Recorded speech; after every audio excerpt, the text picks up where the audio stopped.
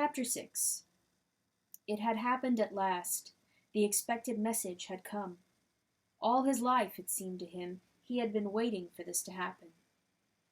He was walking down the long corridor at the ministry, and he was almost at the spot where Julia had slipped the note into his hand, when he became aware that someone larger than himself was walking just behind him. The person, whoever it was, gave a small cough, evidently as a prelude to speaking. Winston stopped abruptly and turned. It was O'Brien. At last they were face to face, and it seemed that his only impulse was to run away.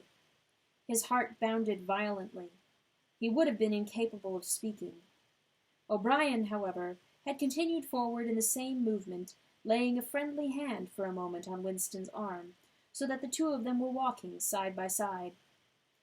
He began speaking with the peculiar grave courtesy that differentiated him from the majority of inner party members. "I had been hoping for an opportunity of talking to you," he said.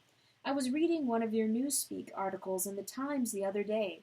You take a scholarly interest in Newspeak, I believe?" Winston had recovered part of his self-possession. "Hardly scholarly," he said. "I'm only an amateur. It's not my subject. I have never had anything to do with the actual construction of the language." "But you write it very elegantly," said O'Brien. "That is not only my own opinion. I was talking recently to a friend of yours who is certainly an expert. His name has slipped my memory for the moment." Again, Winston's heart stirred painfully. It was inconceivable that this was anything other than a reference to Syme. But Syme was not only dead, he was abolished, an unperson. Any identifiable reference to him would have been mortally dangerous. O'Brien's remark must obviously have been intended as a signal, a code word. By sharing a small act of thought crime, he had turned the two of them into accomplices. They had continued to stroll slowly down the corridor, but now O'Brien halted. With the curious, disarming friendliness that he had always managed to put into the gesture, he resettled his spectacles on his nose. Then he went on.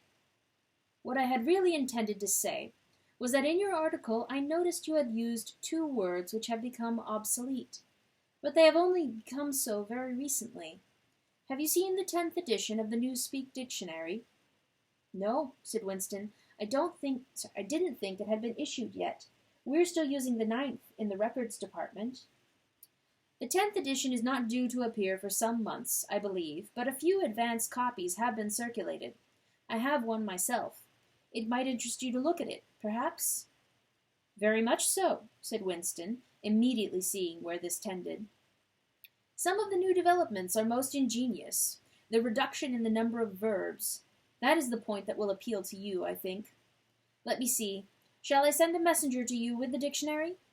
But I'm afraid I invariably forget anything of that kind. Perhaps you could pick it up at my flat at some time that suited you? Wait, let me give you my address." They were standing in front of a telescreen.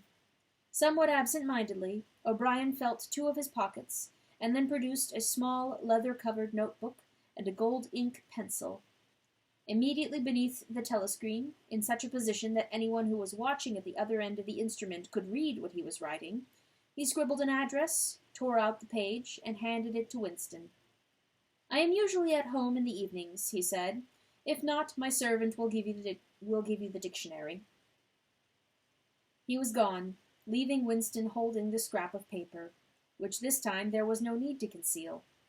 Nevertheless, he carefully memorized what was written on it, and some hours later dropped it into the memory hole, along with a mass of other papers. They had been talking to one another for a couple of minutes at the most. There was only one meaning that the episode could possibly have. It had been contrived as a way of letting Winston know O'Brien's address. This was necessary, because, except by direct inquiry, it was never possible to discover where anyone lived. There were no directories of any kind. "If you ever want to see me, this is where I can be found," was what O'Brien had been saying to him.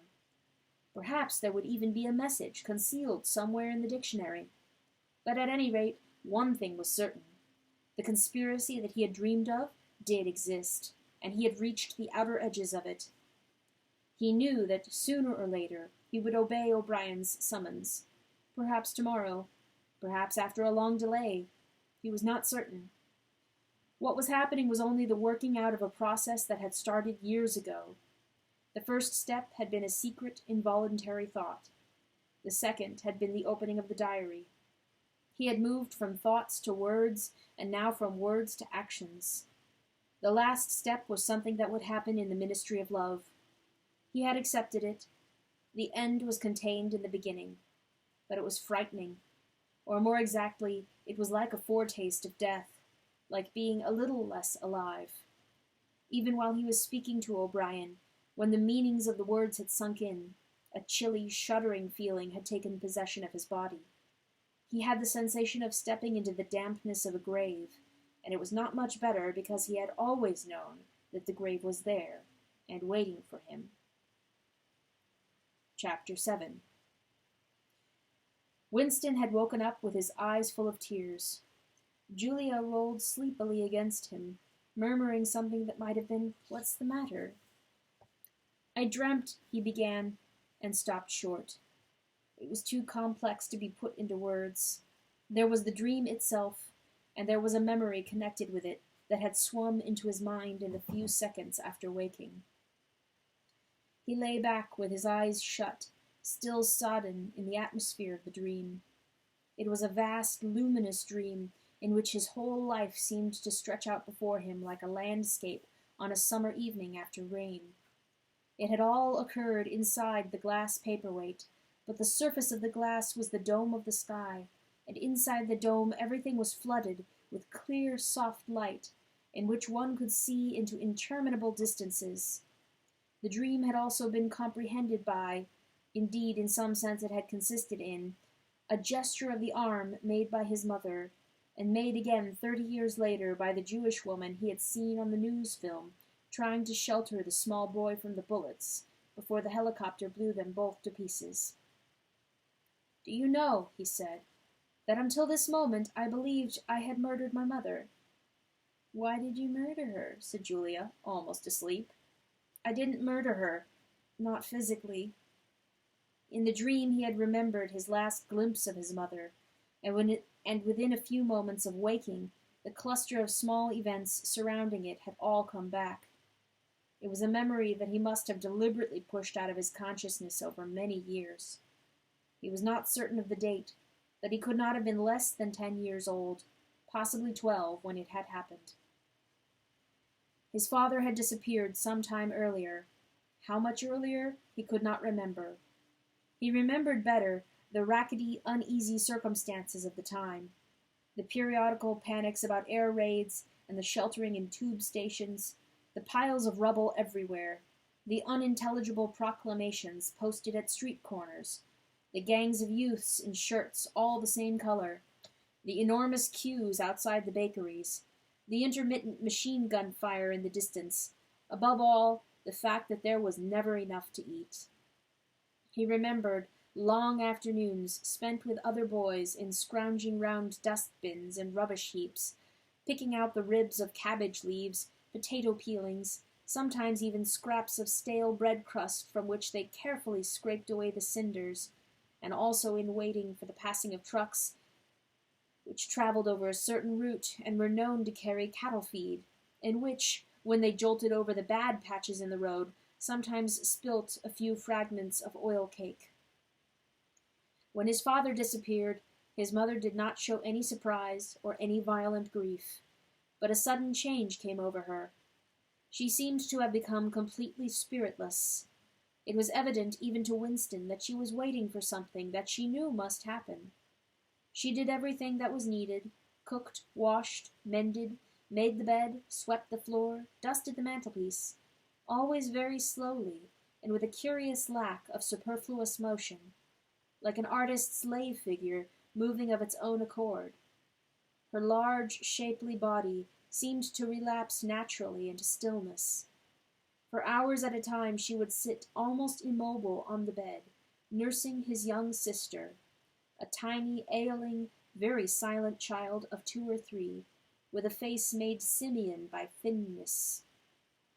Very occasionally, She would take Winston in her arms and press him against her for a long time without saying anything. He was aware, in spite of his youthfulness and selfishness, that this was somehow connected with the never-mentioned thing that was about to happen. He remembered the room where they lived, a dark, close-smelling room that seemed half-filled by a bed and a white counterpane. There was a gas ring in the fender and a shelf where food was kept, and on the landing outside there was a brown earthenware sink, common to several rooms. He remembered his mother's statuesque body bending over the gas ring to stir at something in a saucepan. Above all, he remembered his continuous hunger and the fierce, sordid battles at mealtime. He would ask his mother, naggingly, over and over again, why there was not more food. He would shout and storm at her.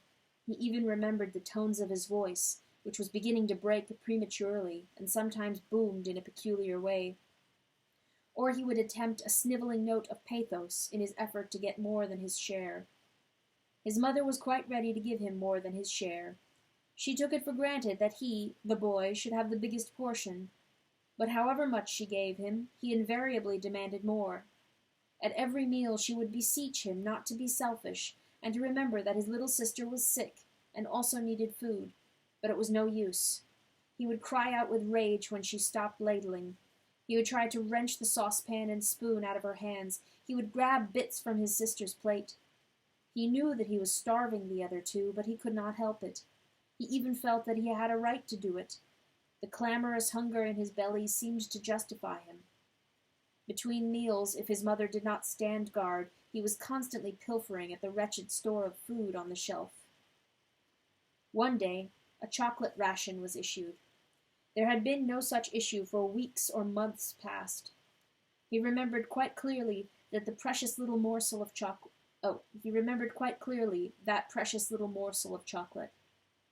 It was a 2-ounce slab.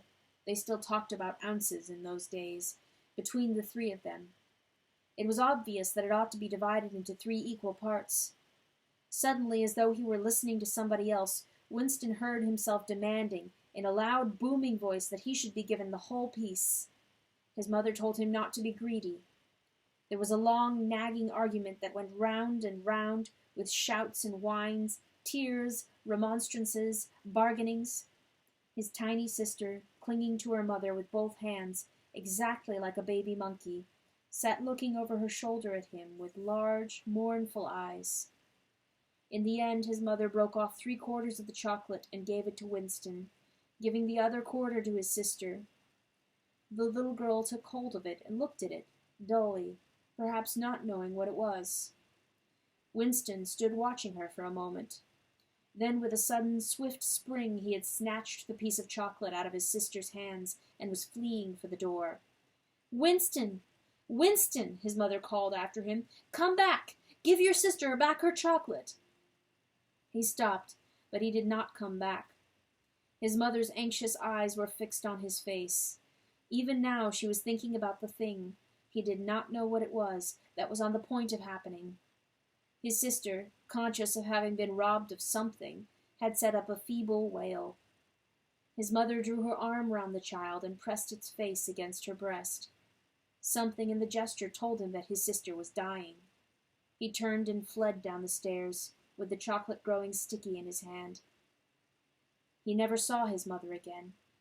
After he had devoured the chocolate, he felt somewhat ashamed of himself, and hung about in the streets for several hours, until hunger drove him home. When he came back, his mother had disappeared. This was already becoming normal at that time. Nothing was gone from the room except his mother and his sister. They had not taken any clothes, not even his mother's overcoat. To this day he did not know with any certainty that his mother was dead. It was perfectly possible that she had merely been sent to a forced labor camp. As for his sister, she might have been removed, like Winston himself, to one of the colonies for homeless children. Reclamation centers, they were called, which had grown up as a result of the Civil War. Or she might have been sent to the labor camp along with his mother, or simply left somewhere or other to die. The dream was still vivid in his mind, especially the enveloping, protecting gesture of the arm, in which its whole meaning seemed to be contained. His mind went back to another dream of 2 months ago. Exactly as his mother had sat on the dingy, white-quilted bed, with the child clinging to her, so she had sat in the sunken ship, far underneath him, and drowning deeper every minute, but still looking up at him through the darkening water. He told Julia the story of his mother's disappearance. Without opening her eyes, she rolled over and settled herself into a more comfortable position. "I expect you were a beastly little swine in those days," she said indistinctly. "All children are swine." "Yes, but the real point of the story—" From her breathing, it was evident that she was going off to sleep again. He would have liked to continue talking about his mother. He did not suppose, from what he could remember of her, that she had been an unusual woman, still less an intelligent one, and yet she had possessed a kind of nobility, a kind of purity, simply because the standards that she obeyed were private ones. Her feelings were her own and could not be altered from the outside. It would not have occurred to her that an action which is ineffectual thereby becomes meaningless. If you loved someone, you loved him, and when you had nothing else to give, you still gave him love. When the last of the chocolate was gone, his mother had clasped the child in her arms. It was no use. It changed nothing. It did not produce more chocolate. It did not avert the child's death or her own, but it seemed natural to her to do it.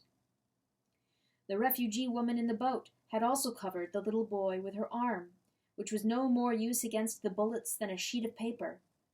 The terrible thing that the party had done was to persuade you that mere impulses, mere feelings, were of no account, while at the same time robbing you of all power over the material world. When once you were in the grip of the party, what you felt or did not feel, what you did or refrained from doing, made literally no difference. Whatever happened, you vanished, and neither you nor your actions were ever heard of again. You were lifted clean out of the stream of history.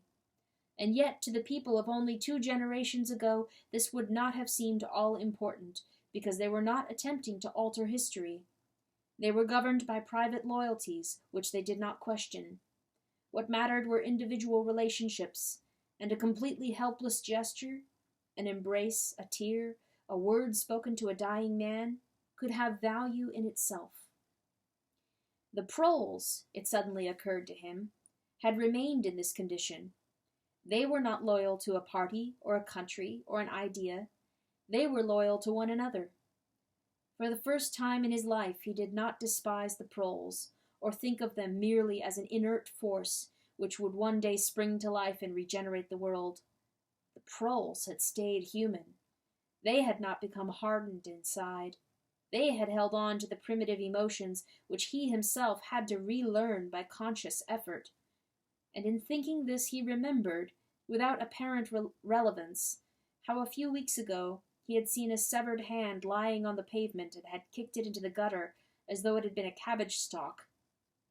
"The proles are human beings," he said aloud. "We are not human." "Why not?" said Julia, who had woken up again. He thought for a little while.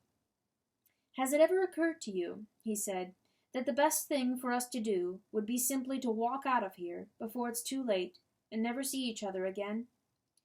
"Yes, dear, it has occurred to me, several times, but I'm not going to do it all the same." "We've been lucky," he said, "but it can't last much longer. You're young. You look normal and innocent. If you keep clear of people like me, you might stay alive for another 50 years. No, I've thought it all out. What you do, I'm going to do. And don't be too downhearted. I'm rather good at staying alive. We may be together for another 6 months, a year. There's no knowing. At the end, we are certain to be apart. Do you realize how utterly alone we shall be? When once they get hold of us, there will be nothing, literally nothing, that either of us can do for the other. If I confess, they'll shoot you, and if I refuse to confess, they'll shoot you just the same. Nothing that I can do or say or stop myself from saying will put off your death for as much as 5 minutes. Neither of us will even know whether the other is alive or dead. We shall be utterly without power of any kind. The one thing that matters is that we shouldn't betray one another, although even that can't make the slightest difference." "If you mean confessing," she said, "we shall do that right enough. Everybody always confesses. You can't help it. They torture you." "I don't mean confessing. Confession is not betrayal. What you say or do doesn't matter. Only feelings matter. If they could make me stop loving you, that would be the real betrayal." She thought it over. "They can't do that," she said finally. "It's the one thing they can't do. They can make you say anything, but they can't make you believe it. They can't get inside you." "No," he said, a little more hopefully. "No, that's quite true. They can't get inside you. If you can feel that staying human is worthwhile, even when it can't have any result whatever, you've beaten them." He thought of the telescreen, with its never-sleeping ear. They could spy upon you night and day, but if you kept your head, you could still outwit them. With all their cleverness, they had never mastered the secret of finding out what another human being was thinking. Perhaps that was less true when you were actually in their hands. One did not know what happened inside the Ministry of Love, but it was possible to guess. Tortures, drugs, delicate instruments that registered your nervous reactions, gradual wearing down by sleeplessness and solitude and persistent questioning. Facts, at any rate, could not be kept hidden. They could be tracked down by inquiry, they could be squeezed out of you by torture. But if the object was not to stay alive, but to stay human, what difference did it ultimately make? They could not alter your feelings. For that matter, you could not alter them yourself, even if you wanted to. They could lay bare in the utmost detail everything you had done or said or thought, but the inner heart, whose workings were mysterious even to yourself, remained impregnable.